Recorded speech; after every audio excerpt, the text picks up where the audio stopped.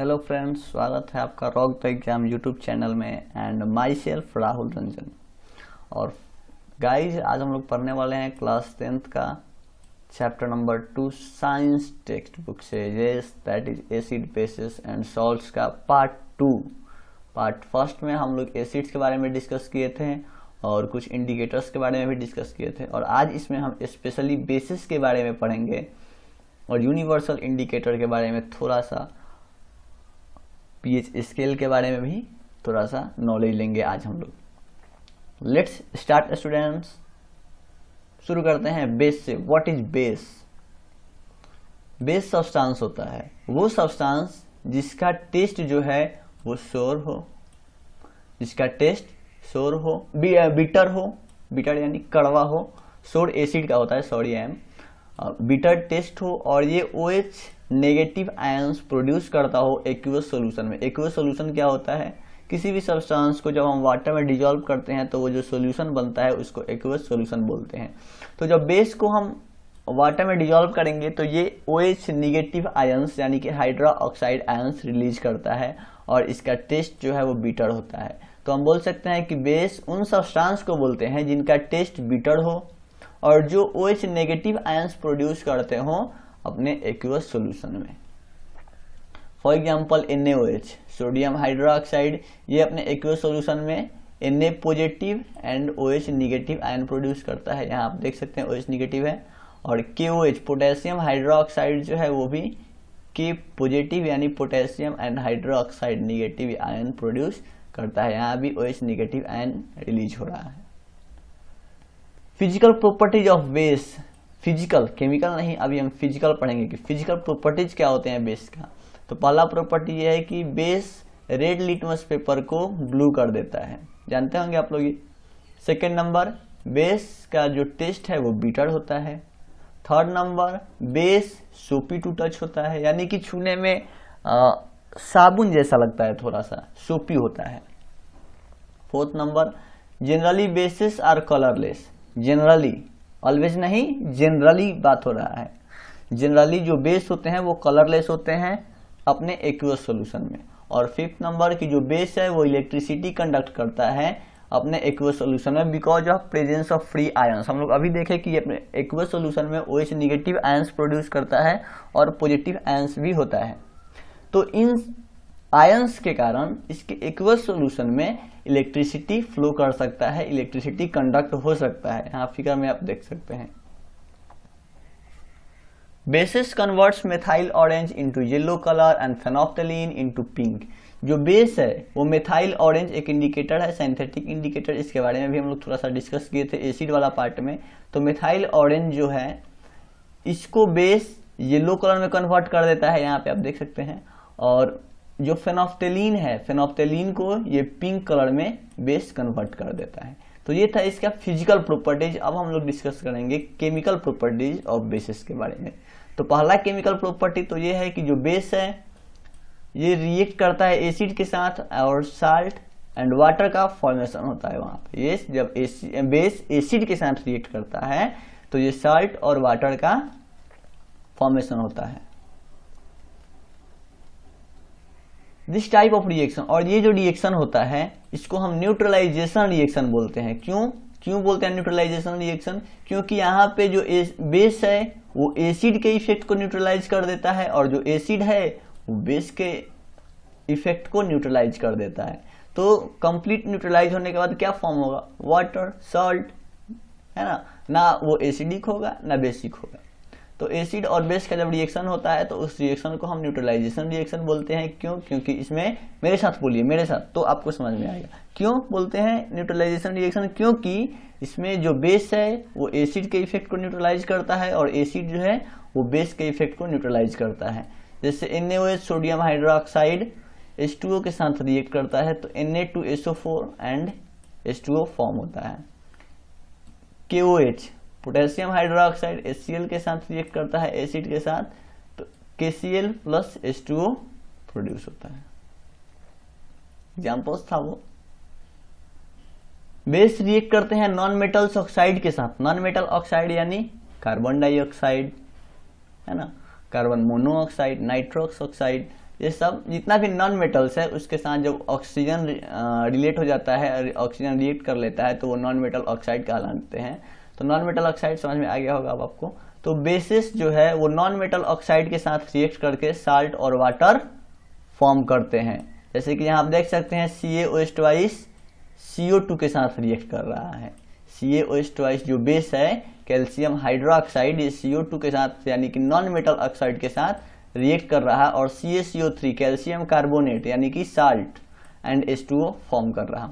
इसके पहले भी हम लोग क्या देखे थे कि एसिड और बेस, यानी कि यहाँ देखिए ये बेस और एसिड रिएक्ट करते थे तो सॉल्ट और वाटर फॉर्म होता था। और यहाँ भी हम लोग पढ़े कि जो बेस और नॉन मेटल ऑक्साइड रिएक्ट कर रहे हैं तो वही सेम चीज फॉर्म हो रहा है, साल्ट एंड वाटर। तो हम बोल सकते हैं कि जितना भी नॉन मेटल ऑक्साइड है उसका कहीं ना कहीं जो बिहेवियर है वो एसिडिक है ना। आइए ये छोटे छोटे पॉइंट्स पे भी ध्यान देते चलिए, अगर आप बोर्ड एग्जाम्स के व्यू से पढ़ रहे हैं तो। आइए आगे देखते हैं।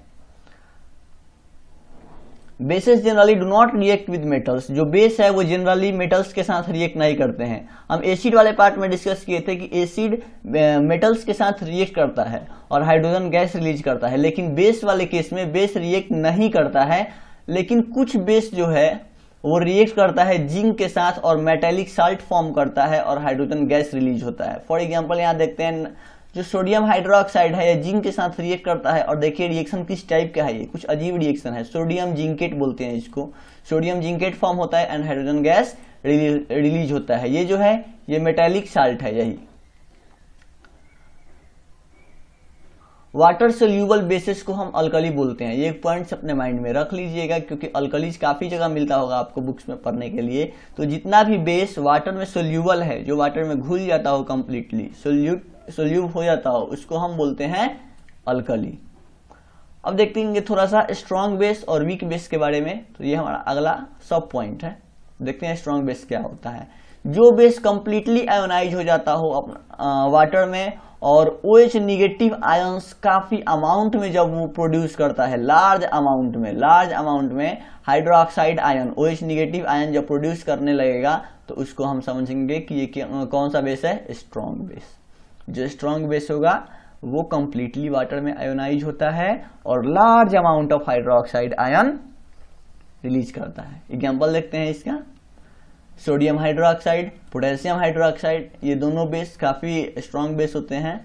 हम देखेंगे वीक बेस क्या होता है। तो वीक बेस जो पार्शियली आयोनाइज हो, यानी कंप्लीटली आयोनाइज नहीं होता, ये पार्शियली थोड़ा सा आयोनाइज होता है और इस तरीके से वाटर में एंड इस तरीके से क्या करता है, लेस अमाउंट, स्मॉल अमाउंट में हाइड्रोक्साइड आयन रिलीज करता है और इसी कारण से इसको हम वीक बेस बोलते हैं। एग्जांपल की अगर बात करें तो magnesium hydroxide, calcium hydroxide, ammonium hydroxide, ये सब वीक बेस में आते हैं। अब हम बात करेंगे यूजेज ऑफ बेस। बेस के तो बारे में हम जान लिए क्या क्या होता है बेस, फिजिकल प्रॉपर्टी भी उसका पढ़े, केमिकल प्रॉपर्टीज भी पढ़े। अब हम देखेंगे कि बेस का यूज कहाँ कहाँ है। तो कैल्शियम हाइड्रोक्साइड जो बेस है इसका यूज होता है मैन्युफैक्चर करने में ब्लीचिंग पाउडर को। ये इस ब्लीचिंग पाउडर के मैन्युफैक्चरिंग में कैल्शियम हाइड्रोक्साइड का यूज होता है। तो ये है ब्लीचिंग पाउडर, आप इमेज भी देख सकते हैं। मैग्नीशियम हाइड्रोक्साइड का यूज होता है एंटासिड बनाने में, न्यूट्रलाइज करने के लिए एसिड के इफेक्ट को हमारे स्टोमक में एंड क्योर इंडाइजेशन। इसका मतलब क्या हुआ, जो मैग्नीशियम हाइड्रोक्साइड बेस है उसको एंटासिड बोलते हैं। एंटासिड मतलब एंटी एसिड, एसिड के अगेंस्ट जो काम करता हो। तो एसिड के अगेंस्ट में काम कौन करता है, तो बेस हमारे स्टोमक में HCl एसिड प्रोड्यूस होता है, ये आप जानते हैं। जब वो ज़्यादा हो जाता है तो उससे इरिटेशन होने लगता है, इनडाइजेशन जैसा प्रॉब्लम आ जाता है। तो इसको न्यूट्रलाइज करने के लिए मैग्नीशियम हाइड्रोक्साइड का यूज करके एंटासिड बनाया जाता है। ये दवा है एंटासिड, उसमें मैग्नीशियम हाइड्रोक्साइड का यूज करके बनाया जाता है, जिससे कि हमारा जो स्टोमक का HCl एक्सेस एसिड है उसके इफेक्ट को न्यूट्रलाइज किया जा सके। तो ये भी बेस का यूज था। सोडियम कार्बोनेट का जो यूज है उसको वॉशिंग सोडा बनाने के लिए किया जाता है और हार्ड वाटर को सॉफ्ट बनाने के लिए सोडियम कार्बोनेट बेस का यूज किया जाता है। सोडियम हाइड्रोजन कार्बोनेट का यूज किया जाता है बेकिंग पाउडर बनाने के लिए और एंटासिड बनाने के लिए, जो हमारे स्टोमक में HCl के इफेक्ट को न्यूट्रलाइज करने के लिए। और इसका यूज है एक सोडा एसिड फायर एक्सटिंग्विशर में भी इसका यूज होता है सोडियम हाइड्रोजन कार्बोनेट का NaHCO3 होता है इसका name. Strength of acid and base solution. अब हम लोग एसिड और एसिडिक सॉल्यूशन है या फिर बेसिक सॉल्यूशन है उसके स्ट्रेंथ को कैसे मेजर करते हैं, उसके मतलब कि हम इंडिकेटर तो हमको ये बता देता था कि ये एसिड है एंड ये बेस है, ये हमको पता चल जाता था, लेकिन उसका स्ट्रेंथ क्या है, स्ट्रॉन्ग एसिड है या फिर वीक एसिड है, ये हमको पता नहीं चल पाता था। तो ये सब बताने के लिए आया पीएच स्केल। ये है पीएच स्केल। यहाँ एसिड के लिए इधर इंक्रीज करते जाएगा, जितना ही खतरनाक एसिड होगा उतना ही इधर इंक्रीज करेगा, और जितना ही खतरनाक बेस होगा उतना ही इधर इंक्रीज करते जाएगा। और ये जो बीच में 7 है यहाँ पे वाटर, ये न्यूट्रलाइज रहता है। आगे इसके बारे में हम पढ़ने ही वाले हैं। 1909 में सोरेनसन नाम का एक साइंटिस्ट ये स्केल बनाया था जिसको कि पीएच स्केल के नाम से जानते हैं, और हाइड्रोजन आयंस को, हाइड्रोजन के आयंस को मेजर करने के लिए इसका यूज किया जाता है। हाइड्रोजन के आयंस कितने हैं, अगर बहुत ज़्यादा है तो वो एसिड है, अगर बहुत कम है तो वो बेस है। तो इसी के हाइड्रोजन आयंस को, मेनली हम हाइड्रोजन के आयंस को ही मेजर करते हैं इस स्केल पे। जो पीएच, किसी भी सॉल्यूशन का पीएच है वो इनवर्सली प्रोपोर्शनल होता है कंसंट्रेशन ऑफ हाइड्रोजन आयन। अगर हाइड्रोजन आयन बहुत ज्यादा है, अगर hydrogen ion, the pH of a solution is inversely proportional to concentration of hydrogen ions in it. जो कंसंट्रेशन, किसी भी सॉल्यूशन का जो कंसंट्रेशन है वो इनवर्सली प्रोपोर्शनल होता है। The strength of an acid or base is measured on a scale of numbers, scale called the pH scale। जो भी एसिड है या फिर बेस है उसके स्ट्रेंथ को मेजर करने के लिए जो स्केल है जिसपे नंबरिंग किया रहता है, जिसपे नंबरिंग किया रहता है, इस स्केल का नाम देते हैं pH scale. Important points related to pH scale. क्या इंपॉर्टेंट पॉइंट है इससे रिलेटेड, तो ये पीएच स्केल आप देख सकते हैं। अब इंपॉर्टेंट पॉइंट इसका डिस्कस करते हैं। पीएच स्केल का जो वैल्यू होता है 0 से लेके 14 तक होता है, 0 से लेके 14 तक। अगर 0 किसी भी सॉल्यूशन का पीएच आ गया, इस पे हम चेक करते हैं, अगर वो 0 आया तो बहुत ही स्ट्रॉन्ग एसिड है, अगर 14 आ गया तो बहुत ज्यादा ही स्ट्रॉन्ग बेस है, 1, 2 आया तो कुछ वीक, ज्यादा वीक नहीं, थोड़ा सा वीक एसिड है, इधर 12, 13 आया अगर तो थोड़ा सा वीक बेस है। इस टाइप से इस पे वैल्यू होता है। जो प्योर वाटर या फिर डिस्टिल वाटर होते हैं उसका पीएच वैल्यू 7, अभी मैंने बताया ही था कि यहाँ पे न्यूट्रल होता है, यहाँ पे कुछ नहीं होता है, यहाँ पे 0 होगा वैल्यू, और यही वाटर का वैल्यू पीएच स्केल 7 आता है वाटर का वैल्यू। और यहाँ पे क्या है, यहाँ पे OH ions, OH negative ions and H positive ions दोनों का अमाउंट सेम होता है, और इसीलिए यहाँ पे आता है। इधर जितना ही हम बढ़ते जाएंगे OH निगेटिव आयंस का कॉन्सेंट्रेशन इंक्रीज होते जाएगा, और इधर जितना ही हम बढ़ेंगे इधर H पॉजिटिव आयंस का कॉन्सेंट्रेशन इंक्रीज होते जाता है। एसिडिक सॉल्यूशन है पीएच वैल्यू लेस देन 7। जो भी एसिडिक सॉल्यूशन होता है उसका पीएच वैल्यू 7 होता है, और जो भी बेसिक सॉल्यूशन होता है उसका पीएच वैल्यू मोर देन 7, यानी कि 7 से ज्यादा होता है। 7 पे न्यूट्रल है, और 7 से जितना ही इस तरफ हम बढ़ेंगे इधर बेसिक सोल्यूशन होते जाएगा, और 7 से जब हम लेफ्ट साइड बढ़ेंगे तो ये एसिडिक सोल्यूशन होते जाएगा।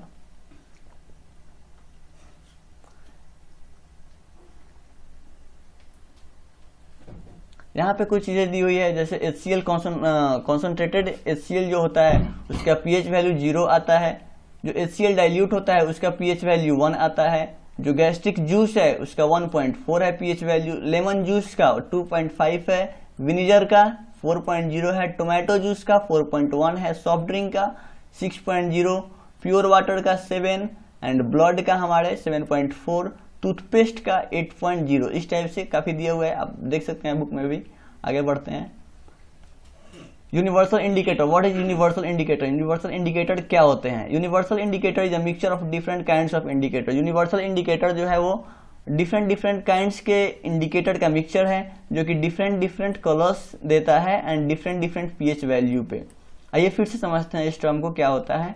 डिफरेंट इंडिकेटर से मिलके यूनिवर्सल इंडिकेटर बनता है, और ये डिफरेंट कलर्स प्रोवाइड करता है डिफरेंट पीएच स्केल पे। यहाँ पे आप इमेज में देख सकते हैं कि 4 जो पीएच स्केल है इस पे इसका कलर रेड है, 5 पे, 6 पे, 7 पे, 8 पे, सब पे डिफरेंट कलर्स देता है ये पीएच वैल्यू पे। Universal indicator show green colour in water, और 7 होता है वाटर का पीएच वैल्यू, और यहाँ पे ये ग्रीन कलर शो करता है universal indicator. Importance of pH in our everyday life, हमारे एवरीडे लाइफ में पीएच का क्या इंपॉर्टेंस है ये देखेंगे, और पीएच हमारे डाइजेस्टिव सिस्टम में देखने वाले हैं हम। जो डाइल्यूट एसिड होता है HCl helps in digesting our food without damaging the stomach. Sometimes excess of acid, however, is produced in our stomach due to overeating, which produce pain and irritation in the stomach. We therefore need to take base containing substance to neutralize the effect of acid. Dilute acid जो हमारे stomach में है वो हमारे stomach को बिना damage किए हुए बिना डैमेज किए हुए हमारे फूड को डाइजेस्ट करता है, यानी कि फूड डाइजेशन में इसका यूज होता है डाइल्यूट HCl का जो हमारे स्टोमक में है।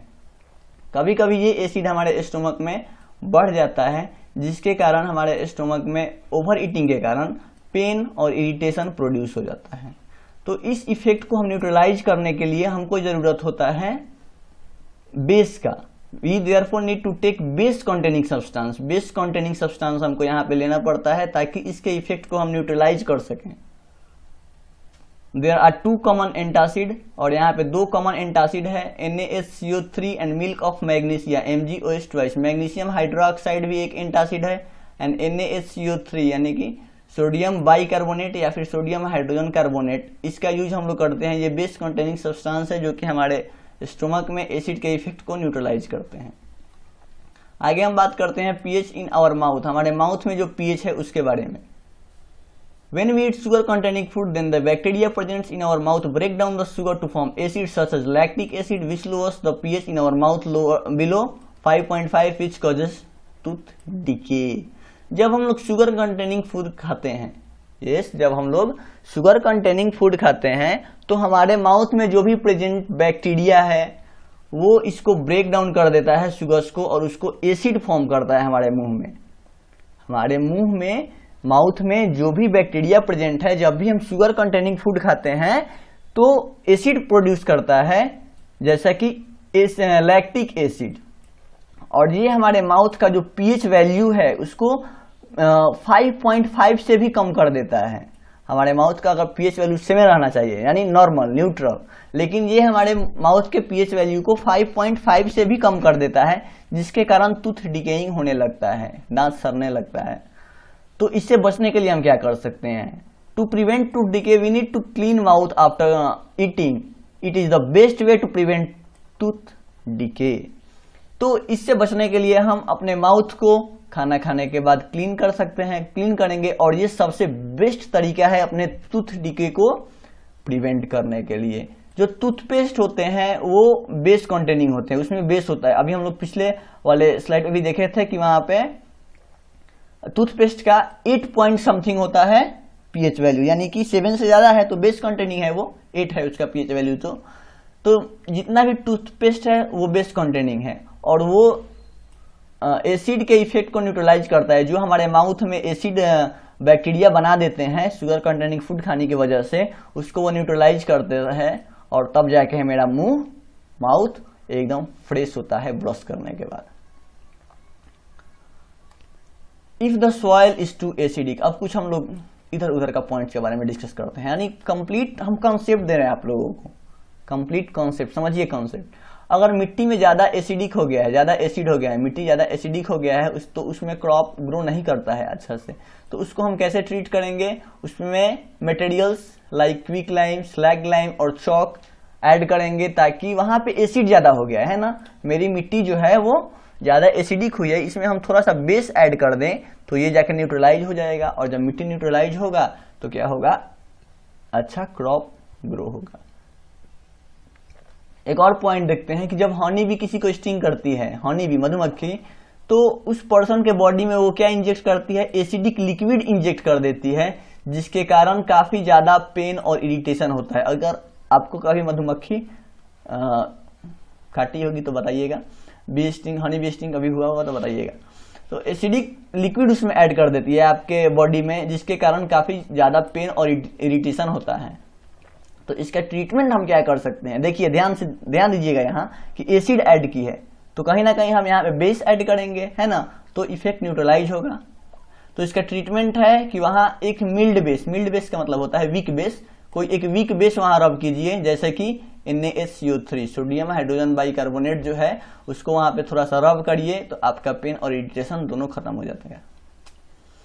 When a wasp sting is inject, ये वास्प है, इमेज में आप देखिए ये वास्प है, ये जब इंजेक्ट करता है तो ये हमारे स्किन में अल्कलाइन लिक्विड, अल्कलाइन मतलब बेसिक लिक्विड ऐड कर देता है हमारे स्किन में। तो यहाँ पे हम कहीं ना कहीं थोड़ा सा एसिड अगर ऐड कर दें तो इसका इफेक्ट न्यूट्रलाइज हो सकता है। तो इसका ट्रीटमेंट है कि rubbing mild acid like vinegar like acid, यानी कि मिल्ड एसिड, वीक एसिड को यहाँ पे आप अगर रब करिएगा तो इस इफेक्ट को न्यूट्रलाइज कर देगा और अब आप फिर से नॉर्मल हो जाइएगा। जो एंट स्टिंग है, जो चींटी का जो डंक है, चींटी के डंक में मेथनोइक एसिड होता है, दैट इज फॉर्मिक एसिड भी उसका दूसरा नाम है।